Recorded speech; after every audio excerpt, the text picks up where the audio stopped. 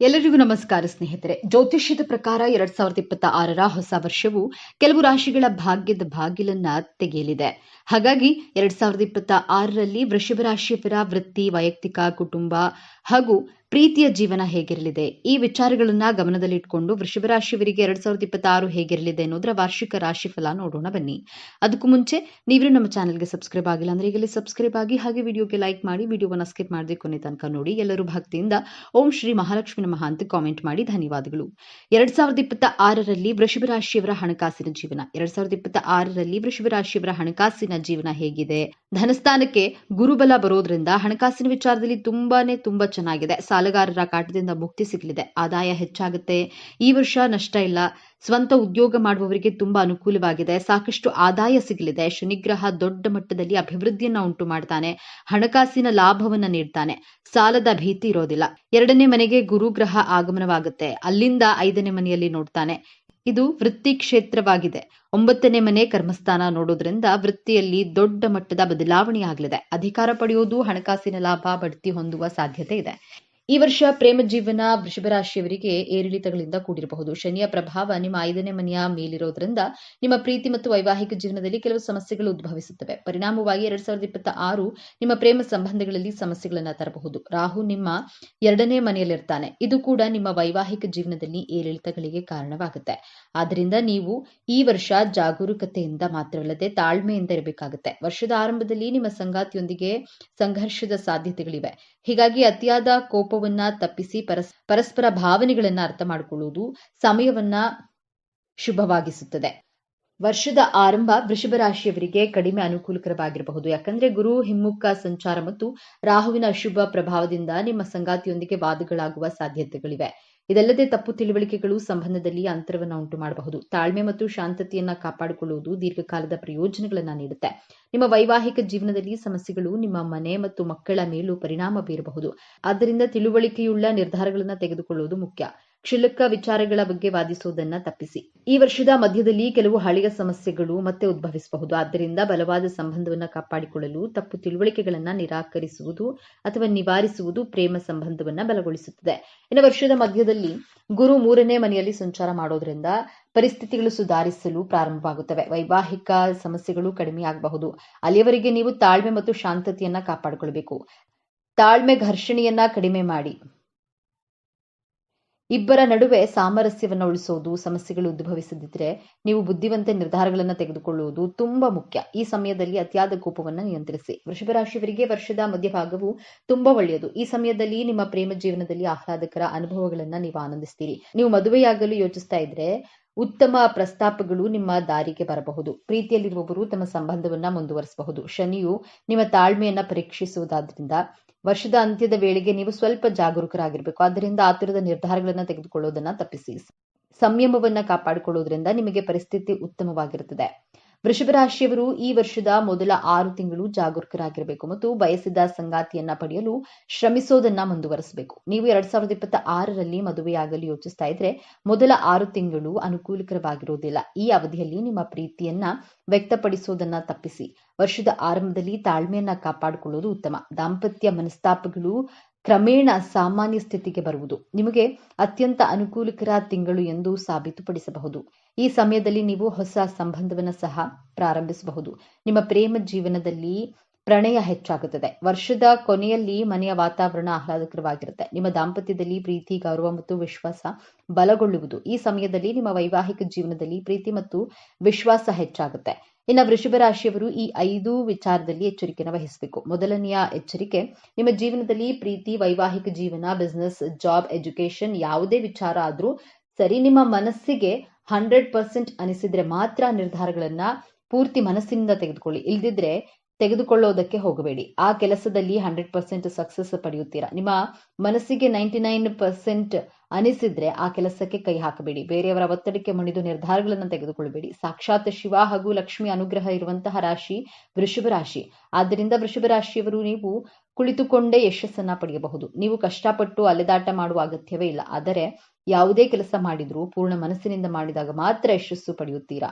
ಎರಡನೆಯ ಎಚ್ಚರಿಕೆ, ವೃಷಭ ರಾಶಿ ಅಧಿಪತಿ ಸಂಪತ್ತಿಗೆ ಅಧಿದೇವತೆಯಾದಂತಹ ಶುಕ್ರ ಗ್ರಹ ಹಾಗೂ ಚಂದ್ರಗ್ರಹ. ಆದ್ದರಿಂದ ನೀವು ಹಣವನ್ನ ಉಳಿತಾಯ ಮಾಡೋದ್ರಲ್ಲಿ ಪೂರ್ಣ ಮನಸ್ಸಿನಿಂದ ಬಹಳ ಕ್ಯಾಲ್ಕುಲೇಟಿವ್ ಆಗಿ ಉಳಿತಾಯ ಮಾಡ್ತೀರಾ. ನಿಮ್ಮ ಕುಟುಂಬದವರೇ ಆಗ್ಲಿ, ಸ್ನೇಹಿತರೇ ಆಗ್ಲಿ, ಸಂಬಂಧಿಕರೇ ಆಗ್ಲಿ ನಿಮ್ಮನ್ನ ಜಿಪುಣರು ಎಂದರೂ ತಲೆ ಕೆಡಿಸ್ಕೊಳ್ಬೇಡಿ.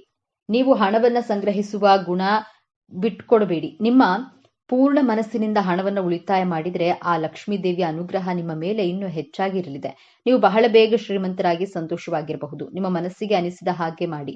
ವೃಷಭ ರಾಶಿಯವರು ಎಲ್ಲರ ಸಲಹೆಯನ್ನ ತೆಗೆದುಕೊಳ್ತೀರಾ. ಆದರೆ ನೀವು ಮಾಡೋದು ಮಾತ್ರ ನಿಮ್ಮ ಬುದ್ಧಿಗೆ, ನಿಮ್ಮ ಮನಸ್ಸಿಗೆ ತೋಚಿದ್ದು ಮಾಡೋದು. ನಿಮ್ಮ ತನವನ್ನ, ಹಣದ ಉಳಿತಾಯವನ್ನ ಬಿಟ್ಕೊಡ್ಬೇಡಿ. ವೃಷಭ ರಾಶಿಯವರಿಗೆ ಗೊತ್ತಿದೆ ಎಷ್ಟು ಹಣವನ್ನ ಯಾವ ಸಮಯದಲ್ಲಿ ಖರ್ಚು ಮಾಡಬೇಕು, ಯಾರಿಗೆ ಖರ್ಚು ಮಾಡಬೇಕು ಎಂದು ತಿಳಿಯುವಂಥದ್ದು ಬುದ್ಧಿವಂತರಾಗಿರ್ತೀರಿ. ಮೂರನೆಯ ಎಚ್ಚರಿಕೆ, ನೀವು ಪರ್ಸನಲ್ ಲೈಫ್ನಲ್ಲಿ ಆಗಲಿ ಅಥವಾ ಪ್ರೊಫೆಷನಲ್ ಲೈಫ್ನಲ್ಲೇ ಆಗಲಿ, ನಿಮ್ಮ ವರ್ಕಿಂಗ್ ಪ್ಲೇಸ್ ಅಲ್ಲಿಯೇ ಆಗಲಿ, ಮೈಯೆಲ್ಲ ಕಣ್ಣಾಗಿ ಬಹಳ ಎಚ್ಚರಿಕೆಯಿಂದ ಕೆಲಸ ಕಾರ್ಯಗಳನ್ನ ಮಾಡಿದ್ದೆ ಆದಲ್ಲಿ ನೀವು ಹಿಡಿದಂತಹ ಕೆಲಸದಲ್ಲಿ ಸಕ್ಸಸ್ 100% ಗ್ಯಾರಂಟಿ. ನೀವು ಕೆಲಸ ಮಾಡುವಾಗ ಮೈ ಮರೆತರೆ, ನಿಮ್ಮ ಕಾನ್ಸಂಟ್ರೇಷನ್ ಡೈವರ್ಟ್ ಆದ್ರೆ ನಿಮ್ಮ ಕೆಲಸ ಕಾರ್ಯಗಳು ಬಹಳ ಡಿಲೇ ಆಗುತ್ತೆ. ಮೊದಲೇ ವೃಷಭ ರಾಶಿಯವರು ನಿಧಾನವಾಗಿ ಬಹಳ ಪರ್ಫೆಕ್ಟ್ ಆಗಿ ಕೆಲಸ ಮಾಡುವರು. ಆದ್ರೆ ಬಹಳ ಕೇರ್ಫುಲ್ ಆಗಿ ಮೈಯೆಲ್ಲ ಕಣ್ಣಾಗಿದ್ದು ಕೆಲಸಗಳನ್ನ ಪರ್ಫೆಕ್ಟ್ ಆಗಿ ಸಮಯಕ್ಕೆ ಸರಿಯಾಗಿ ಮಾಡ್ತೇನೆ ಎಂದು ಎಚ್ಚರಿಕೆ ಇರಬೇಕು. ನಾಲ್ಕನೇ ಎಚ್ಚರಿಕೆ, ನಿಮಗೆ ಕಲೆ, ಸಾಹಿತ್ಯ, ಸಂಗೀತ, ಕ್ರಿಯೇಟಿವಿಟಿ ದೈವದತ್ತವಾಗಿ ಒಲಿದು ಬಂದಿರುತ್ತೆ.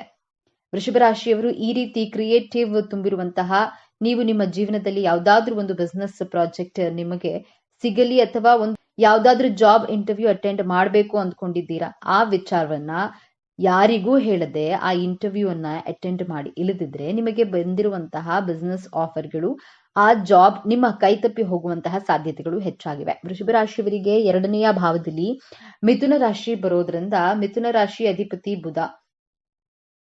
ನಿಮ್ಮ ಪ್ಲಾನ್ಗಳನ್ನ, ನಿಮ್ಮ ಸಕ್ಸಸ್ಗಳನ್ನ ಯಾರಿಗಾದ್ರೂ ಹೇಳಿದ್ರೆ ಬಹಳ ಬೇಗ ಗಾಸಿಪ್ಗಳ ರೀತಿಯಲ್ಲಿ ಗಾಳಿಯಲ್ಲಿ ಸ್ಪ್ರೆಡ್ ಆಗಿ ನಿಮಗೆ ದೃಷ್ಟಿಯಾಗುವಂತಹ ಚಾನ್ಸಸ್ ತುಂಬಾ ಇದೆ. ಈ ಕಾರಣದಿಂದ ನಿಮ್ಮ ಕೆಲಸ ಕಾರ್ಯಗಳು ಅರ್ಧದಲ್ಲಿಯೇ ನಿಂತು ಹೋಗಬಹುದು. ಆದ್ದರಿಂದ ನಿಮ್ಮ ಕೆಲಸ ಮುಗಿಯುವವರೆಗೂ ಆ ವಿಚಾರವನ್ನ ಬಹಳ ಸೀಕ್ರೆಟ್ ಆಗಿ ಇಡುವಂತಹ ಎಚ್ಚರಿಕೆಯನ್ನು ವಹಿಸಬೇಕು. ಐದನೆಯದ್ದಾಗಿ, ವೃಷಭ ರಾಶಿಯವರು ನಿಮ್ಮ ಮನಸ್ಸಿನಲ್ಲಿ ಅನಿಸಿದ್ದನ್ನ ಬೇರೆಯವರಿಗೆ ನೇರವಾಗಿ ಹೇಳಬಾರದು. ಬೇರೆಯವರು ತಪ್ಪು ಮಾಡಿದಾಗ ಅವರ ತಪ್ಪು ಮಾತ್ರ ನಿಮಗೆ ಕಾಣುತ್ತದೆ. ನೀವು ಸಡನ್ ಆಗಿ ಅವರ ತಪ್ಪನ್ನ ಅವರಿಗೆ ನೇರವಾಗಿ ಹೇಳಿದ್ರೆ ಅವರು ಯಾವುದೇ ಕಾರಣಕ್ಕೂ ಅದನ್ನ ಎಕ್ಸೆಪ್ಟ್ ಮಾಡ್ಕೊಳ್ಳೋದಿಲ್ಲ. ಬದಲಾಗಿ 4 ಜನರನ್ನ ಸೇರಿಸಿ ನಿಮ್ಮ ಮನಸ್ಸಿನ ಮಾತನ್ನ ಅವರಿಗೆ ಹೇಳಿ ರಾಜಕಾರಣಿಗಳ ರೀತಿ ತಲುಪಿಸಬೇಕಾಗುತ್ತೆ.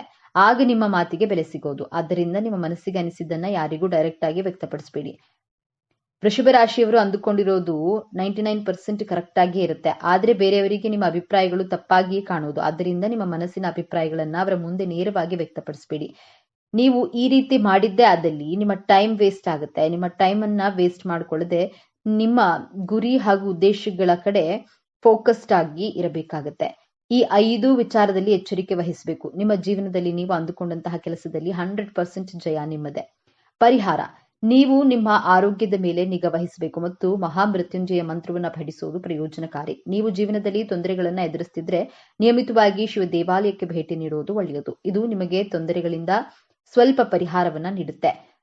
ಮಹಾಲಕ್ಷ್ಮಿಯನ್ನ ಪೂಜಿಸಿ ಮತ್ತು ಶ್ರೀ ಸ್ತೋತ್ರವನ್ನ ಪಠಿಸಿ. ಧರಿಸಬೇಕಾದ ರುದ್ರಾಕ್ಷಿ 9 ಮುಖಿ ರುದ್ರಾಕ್ಷಿಯನ್ನ ಧರಿಸಿ. ಅದೃಷ್ಟ ರತ್ನ ವಜ್ರ ಶುಕ್ರವಾರ ಇದನ್ನ ಧರಿಸಿ. ಲಕ್ಷ್ಮಿ ಪೂಜೆ ಮಾಡಿ. ಶನಿವಾರದಂದು ರಾಹುಕಾಲದ ಸಮಯದಲ್ಲಿ ದುರ್ಗಾ ಮಾತೆಯನ್ನ ಪೂಜಿಸಿ. ಸ್ನೇಹಿತರೆ, ವೃಷಭ ರಾಶಿಯವರಿಗೆ ಅವರ ವೃತ್ತಿ ಜೀವನದಲ್ಲಿ ಯಾವೆಲ್ಲ ಸ್ವಭಾವಗಳು ಇರುತ್ತದೆ ಅನ್ನೋದರ ಬಗ್ಗೆ ನಾವು ನಿಮಗೆ ಈ ವಿಡಿಯೋ ಒಂದರ ಮೂಲಕವಾಗಿ ಹೇಳ್ತಾ ಇದ್ದೀವಿ ನೋಡಿ. ವೃಷಭ ರಾಶಿಯವರ ಮನಸ್ಸಿನ ಅವ್ಯಕ್ತ ಭಯದ ಬಗ್ಗೆ ಈ ವಿಡಿಯೋದಲ್ಲಿ ತಿಳಿಸಿಕೊಡಲಿದ್ದೇನೆ. ಹಾಗಾದ್ರೆ ಅದಕ್ಕೂ ಮುಂಚಿತವಾಗಿ ನೀವೇನಾದ್ರೂ ವೃಷಭ ರಾಶಿಯವರಾಗಿದ್ರೆ ಅಥವಾ ದೇವರು ಮತ್ತು ಜ್ಯೋತಿಷ್ಯ ಶಾಸ್ತ್ರವನ್ನ ನಂಬೋದಾದ್ರೆ ಈ ವಿಡಿಯೋವನ್ನ ಈಗಲೇ ಲೈಕ್ ಮಾಡಿ ಮತ್ತು ತಪ್ಪದೆ ನಮ್ಮ ಚಾನೆಲ್ಗೆ ಸಬ್ಸ್ಕ್ರೈಬ್ ಮಾಡಿಕೊಳ್ಳಿ. ಎಲ್ಲಿ ನಮಗೆ ಗೌರವ ಕಡಿಮೆ ಆಗುತ್ತಾ ಹೋಗುತ್ತದೆಯೋ ಅಲ್ಲಿಂದ ನಾವೇ ದೂರ ಸರಿದು ಬಿಡಬೇಕು. ಅದು ಒಬ್ಬರ ಮನೆಯಾದರೂ ಸರಿ, ಮನಸ್ಸಾದರೂ ಸರಿ. ಭಯ ಪಡೋದು ಮನುಷ್ಯನ ಸಹಜ ಗುಣವಾಗಿದೆ. ಒಬ್ಬೊಬ್ಬರಿಗೆ ಒಂದೊಂದು ವಿಚಾರದ ಬಗ್ಗೆ ಭಯವಿರುತ್ತದೆ. ಎಲ್ಲರೂ ಭೂತ ಪ್ರೇತಗಳಿಗೆ ಹೆದರಬೇಕು ಎಂದೇನಿಲ್ಲ. ಒಬ್ಬೊಬ್ಬರು ಭವಿಷ್ಯತ್ ಕಾಲದ ಬಗ್ಗೆ ಹೆಚ್ಚು ಆಲೋಚನೆಯನ್ನ ಮಾಡುವುದರ ಮೂಲಕ ಹೆಚ್ಚು ಭಯಪಡ್ತಾರೆ. ಕುಂಡಲಿಯ 6, 8, 12ನೇ ಭಾವದಿಂದ ಯಾವ ವಿಚಾರದ ಬಗ್ಗೆ ಭಯಪಡ್ತೀರಾ ಎಂದು ಕಂಡುಹಿಡಿಯಬಹುದು. 6ನೇ ಭಾವದಿಂದ ರೋಗ, ಋಣ, ಶತ್ರುಗಳ ಬಗ್ಗೆ ಭಯಪಟ್ರೆ 8ನೇ ಭಾವದಿಂದ ಆಕಸ್ಮಿಕ ಘಟನೆಗಳ ಬಗ್ಗೆ ಭಯಪಡ್ತೀರಾ. 12ನೇ ಭಾವದಿಂದ ವ್ಯಕ್ತಿಗಳನ್ನ ವಸ್ತುಗಳನ್ನ ಕಳೆದುಕೊಳ್ಳುವಂತಹ ಭಯವಿರುತ್ತದೆ. ಕಾಲಪುರುಷನ ಕುಂಡಲಿಯಲ್ಲಿ ವೃಷಭ ರಾಶಿಯ 2ನೇ ರಾಶಿಯಾಗಿದೆ. ವೃಷಭ ರಾಶಿಯ ಚಿಹ್ನೆ ಎತ್ತು. ವೃಷಭ ಕೆಲಸ ಮಾಡುವಾಗ ಕೆಲಸದ ಕಡೆ ಗಮನ ವಹಿಸಿ ಮಾಡುವುದು, ಆರಾಮವಾಗಿ ಇರುವಾಗ ಆರಾಮದಾಯಕವಾಗಿರುವುದು ವೃಷಭ ರಾಶಿಯವರ ಗುಣವಾಗಿದೆ. ವೃಷಭ ರಾಶಿಯು ಭೂತತ್ವ ರಾಶಿಯಾಗಿದೆ. ಬಹಳ ತಾಳ್ಮೆಯ ಗುಣದವರು. ಕಾರಣವಿಲ್ಲದೆ ಬೇರೆಯವರಿಗೆ ತೊಂದರೆ ಕೊಡುವುದಿಲ್ಲ. ಕಾರಣವಿಲ್ಲದೆ ಇವರ ತಂಟೆಗೆ ಬಂದವರನ್ನ ಸುಮ್ಮನೆ ಬಿಡೋದಿಲ್ಲ. ಇವರಿಗೆ ಕೋಪ ಬರುವುದು ತುಂಬಾ ಕಡಿಮೆ, ಬಂದರೆ ಅಷ್ಟು ಬೇಗ ಕಡಿಮೆ ಆಗುವುದಿಲ್ಲ. ವೃಷಭ ರಾಶಿಯ ಅಧಿಪತಿ ಶುಕ್ರ ಗ್ರಹ. ಶುಕ್ರ ಗ್ರಹ ಎಂದ್ರೆ ಪ್ರೀತಿ ಪ್ರೇಮಕ್ಕೆ ಕಾರಕ ಗ್ರಹ, ಜ್ಞಾನಕ್ಕೆ, ಕಲೆಗೆ, ಸಾಹಿತ್ಯ, ಸೌಂದರ್ಯಕ್ಕೆ ಕಾರಕ ಗ್ರಹ, ಆಡಂಬರಕ್ಕೆ ಕಾರಕ ಗ್ರಹವಾಗಿರೋದ್ರಿಂದ ನೀವು ನೋಡಲು ಸುಂದರ, ಆಕರ್ಷಕವಾಗಿರ್ತೀರಾ. ಕಲೆ, ಸಾಹಿತ್ಯ, ನೃತ್ಯ, ಸಂಗೀತ ಇವುಗಳಲ್ಲಿ ವಿಶೇಷ ಆಸಕ್ತಿಯನ್ನ ಇಟ್ಕೊಂಡಿರ್ತೀರಾ. ಸಮಾಜ ಹಾಗೂ ಕುಟುಂಬದವರ ಜೊತೆ ಹೊಂದಾಣಿಕೆ ಮಾಡಿಕೊಳ್ಳುವ ಗುಣದವರು. ನಿಮ್ಮ ಜೊತೆ ಇರುವವರು ನಿಮ್ಮನ್ನ ಸೋಂಬೇರಿಗಳು ಎಂದು ಹೇಳುವುದು ಉಂಟು. ಆದರೆ ವೃಷಭ ರಾಶಿಯವರು ಈ ರೀತಿ ಇರೋದಿಲ್ಲ. ಇವರು ಕೆಲಸ ಮಾಡುವುದು ನಿಧಾನವಾದರೂ ಯಾವುದೇ ಕೆಲಸ ಪ್ರಾರಂಭಿಸುವ ಮೊದಲು ಯೋಚಿಸಿ ನಿಧಾನವಾಗಿ ಸಮಾಧಾನವಾಗಿ ಮಾಡ್ತಾರೆ. ಸ್ಥಿರವಾದ ರಾಶಿಯವರು. ವ್ಯವಹಾರಗಳನ್ನು ತುಂಬಾ ಬುದ್ಧಿವಂತಿಕೆಯಿಂದ ನಿಭಾಯಿಸುವವರು. ಇವರ ಜೀವನದ ಯಶಸ್ಸಿಗೆ ಮುಖ್ಯ ಕಾರಣವಾಗಿರುತ್ತದೆ. ವೃಷಭ ರಾಶಿಯವರು ಜೀವನವನ್ನ ಸ್ಥಿರವಾಗಿ ವ್ಯವಸ್ಥಿತವಾಗಿ ನಡೆಸಲು ಇಚ್ಛಿಸುವವರು. ನೀವು ಹಣವನ್ನ ಕೂಡಿ ಹಾಕ್ತೀರಾ, ಭವಿಷ್ಯತ್ ಕಾಲಕ್ಕಾಗಿ ಹಣವನ್ನ ಉಳಿತಾಯ ಮಾಡ್ತೀರಾ. ವೃಷಭ ರಾಶಿಯವರ ಮನಸ್ಸಿನ ಅವ್ಯಕ್ತ ಭಯ ಯಾವುದು ಅಂತ ನೋಡೋದಾದ್ರೆ ಅವ್ಯವಸ್ಥಿತ ಜೀವನ, ಹಣವಿಲ್ಲದ ಜೀವನಕ್ಕೆ ಹೆದರ್ಕೊಳ್ತೀರಾ. ನಿಮ್ಮ ಬಳಿ ಹಣ ಕಡಿಮೆಯಾದ್ರೆ ನಿಮ್ಮಲ್ಲಿ ಭಯ, ಆತಂಕ ಸ್ಟಾರ್ಟ್ ಆಗುತ್ತೆ. ಮುಂದೆ ಹೇಗೋ ಏನೋ ಜೀವನ ಎನ್ನುವಂತಹ ಆತಂಕ ಇರ್ತದೆ. ಆದ್ರಿಂದ ಹಣವನ್ನ ಕೂಡಿ ಕಳೆದು ಲೆಕ್ಕಾಚಾರ ಹಾಕಿ ಹಣದ ಉಳಿತಾಯವನ್ನ ಮಾಡ್ತೀರಾ. ಹಣವಿಲ್ಲದಿದ್ರೆ ಲೈಫ್ ಫುಲ್ ಇಂಬ್ಯಾಲೆನ್ಸ್ ಅನ್ನುವಂತಹ ಫೀಲಿಂಗ್ ನಲ್ಲಿ ಇರ್ತೀರಾ. ತುಂಬಾ ಭಯ, ಆತಂಕ ಕಾಡುತ್ತದೆ. ಜೀವನವೆಂದ್ರೆ ವ್ಯವಸ್ಥಿತ ಹಾಗೂ ಅವ್ಯವಸ್ಥಿತ ಎಂಬುದೇ ಒಂದು ನಾಣ್ಯದ 2 ಮುಖಗಳಂತೆ. ಜೀವನದಲ್ಲಿ ಅವ್ಯವಸ್ಥಿತ ಸನ್ನಿವೇಶಗಳು ಬರುವುದು ಸಹಜ. ಈ ಅವ್ಯವಸ್ಥಿತ ಕಷ್ಟದ ಪರಿಸ್ಥಿತಿಗಳು ನಮಗೆ ಪಾಠವನ್ನು ಕಲಿಸಿ ಹೇಗೆ ಸುವ್ಯವಸ್ಥಿತವಾಗಿ ಜೀವನ ಸಮತೋಲನವಾಗಿ ಮಾಡಬೇಕೆಂದು ಕಲಿಯಲು ಬರುತ್ತದೆ. ಆದ್ದರಿಂದ ಅವ್ಯವಸ್ಥಿತ ಜೀವನಕ್ಕೆ ಹೆದರೋದನ್ನ ಬಿಟ್ಟು ಹೇಗೆ ಜೀವನವನ್ನ ವ್ಯವಸ್ಥಿತವಾಗಿ ನಿರ್ಭೀತಿಯಿಂದ ಸಾಗಿಸಬೇಕು ಎಂಬುದನ್ನ ಕಲಿತುಕೊಳ್ಳಿ. ಈ ವೃಷಭ ರಾಶಿಯವರು ತುಂಬಾನೇ ಸಹನೆಯಿಂದ, ಶಾಂತಿಯಿಂದ, ತಾಳ್ಮೆಯಿಂದ ಇವರು ಜೀವನದಲ್ಲಿ ಏನೇ ಬಂದರೂ ಸಹ ಪರ್ಫೆಕ್ಟ್ ಆಗಿ ಹ್ಯಾಂಡಲ್ ಮಾಡ್ತಾರೆ. ಒಂದು ವೇಳೆ ನಮಗೇನಾದ್ರೂ ತೊಂದರೆ ಆಗ್ತಾ ಇದೆ ಎಂದು ಗೊತ್ತಾದ್ರೆ ಸಾಕು, ನಾವೆಲ್ಲರೂ ತುಂಬಾ ರಿಯಾಕ್ಟ್ ಮಾಡ್ತೀವಿ. ಆದ್ರೆ ವೃಷಭ ರಾಶಿಯವರು ಯಾವುದೇ ಕಾರಣಕ್ಕೂ ಸಹ ರಿಯಾಕ್ಟ್ ಮಾಡಲ್ಲ. ಸೈಲೆಂಟ್ ಆಗಿಯೇ ಇದ್ದು ಮೌನವಾಗಿಯೇ ಅವರಿಗೆ ಉತ್ತರವನ್ನ ಕೊಡ್ತಾರೆ. ಮೌನಂ ಸಮ್ಮತಿ ಲಕ್ಷಣಂ ಎಂದು ಹೇಳ್ತಾರಲ್ಲ, ಈ ಮಾತಿಗೆ ವೃಷಭ ರಾಶಿಯವರು ಕರೆಕ್ಟ್ ಆದ ರಾಶಿ ಎಂದೇ ಹೇಳಬಹುದು. ಈ ರಾಶಿಯವರಿಗೆ ತಾಳ್ಮೆ ಅನ್ನೋದು ತುಂಬಾನೇ ಇವರ ಹುಟ್ಟಿನಿಂದಲೇ ಬಂದಿರುತ್ತೆ. ಇವರು ಯಾವುದೇ ಕಾರಣಕ್ಕೂ ರೂಢಾಗಿ, ಹಾರ್ಷ್ ಆಗಿ ನಡೆದುಕೊಳ್ಳೋದಿಲ್ಲ. ತುಂಬಾನೇ ಸೈಲೆಂಟ್ ಆಗಿ ಮೃದುವಾಗಿರುವಂತಹ ಮನಸ್ಸು ಇವರದ್ದು. ವೃಷಭ ರಾಶಿಯವರಿಗೆ ನಿಮಗೆ ಚಂದ್ರನು ಉತ್ತಮ ಸ್ಥಾನದಲ್ಲಿ ಇರ್ತಾನೆ. ಹಾಗಾಗಿ ಇವರು ತುಂಬಾನೇ ಖುಷಿಯಲ್ಲಿಯೇ ಇರ್ತಾರೆ. ಜೊತೆಗೆ ದುಃಖವೂ ಸಹ ಜಾಸ್ತಿ ಇರುತ್ತದೆ. ವೃಷಭ ರಾಶಿಯವರ ಅಧಿಪತಿ ಶುಕ್ರ ಆಗಿರುತ್ತದೆ. ಹಾಗಾಗಿ ಇವರು ಅಲಂಕಾರ ಮಾಡೋದ್ರಲ್ಲಿ ಹೆಚ್ಚು ಗಮನ ಕೊಡ್ತಾರೆ. ಜೊತೆಗೆ ಅಲಂಕಾರ ಪ್ರಿಯರು ಆಗಿರ್ತಾರೆ. ಚಂದ್ರನು ವೃಷಭ ರಾಶಿಯಲ್ಲಿ ಯಥೇಚ್ಛವಾಗಿರೋದ್ರಿಂದ ಚಂದ್ರನು 15 ದಿನಗಳವರೆಗೆ ತುಂಬಾನೇ ಸುಂದರವಾಗಿ ಉಳಿಯುತ್ತಾನೆ. ಇನ್ನು ಉಳಿದ 15 ದಿನಗಳ ಕಾಲ ಮಂಕಾಗ್ತಾನಲ್ಲ, ಆ ರೀತಿ ನಿಮ್ಮ ಜೀವನದಲ್ಲಿ 15 ದಿನ ಖುಷಿಯಲ್ಲಿಯೇ ಚೆನ್ನಾಗಿಯೇ ಇರ್ತೀರಾ. ಇನ್ನು 15 ದಿನಗಳ ಕಾಲ ದಿಢೀರಂತ ನೀವು ಸೈಲೆಂಟ್ ಆಗಿ ಬಿಡ್ತೀರಾ. ಏನ್ ಮಾಡಲು ಆಗದೆ, ಏನು ಮಾಡಲಾಗದೆ ಸುಮ್ಮನಾಗಿ ಬಿಡ್ತೀರಾ. ನಿಮ್ಮ ಜೀವನದಲ್ಲಿ ತುಂಬಾನೇ ದುಃಖ ಬಂದ್ಬಿಡುತ್ತೆ. ಯಾಕಂದ್ರೆ ಇನ್ನು ನಿಮ್ಮ ರಾಶಿಯ ಅಧಿಪತಿ ಶುಕ್ರ ಆಗಿರೋದ್ರಿಂದ ನೀವು ತುಂಬಾ ಚೆನ್ನಾಗಿ ಸುಂದರವಾಗಿ ಕಾಣಿಸ್ಬೇಕೆಂದು, ಮೇಕಪ್ ಮಾಡ್ಕೊಳ್ಬೇಕೆಂದು ತುಂಬಾ ಆಸೆ ಇರುತ್ತದೆ.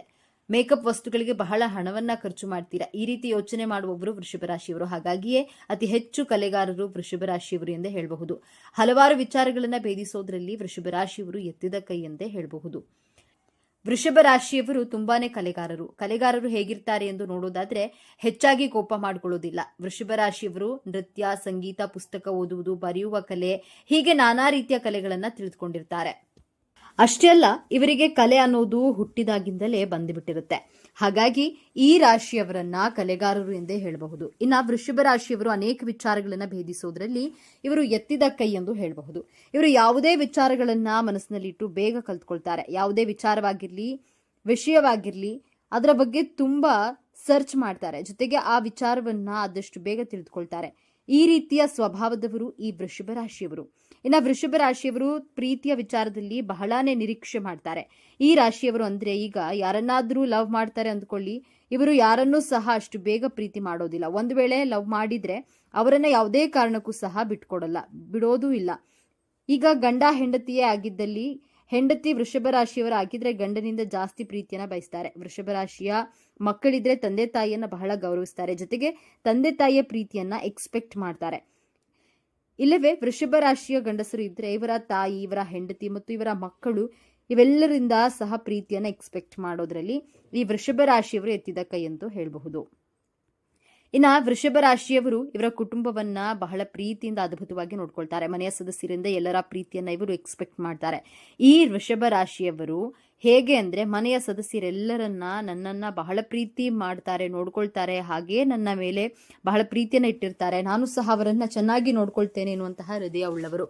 ಹಾಗಾಗಿ ವೃಷಭ ರಾಶಿಯವರಿಗೆ ಇವರ ಜೀವನ ತುಂಬಾನೇ ಚೆನ್ನಾಗಿರುತ್ತೆ.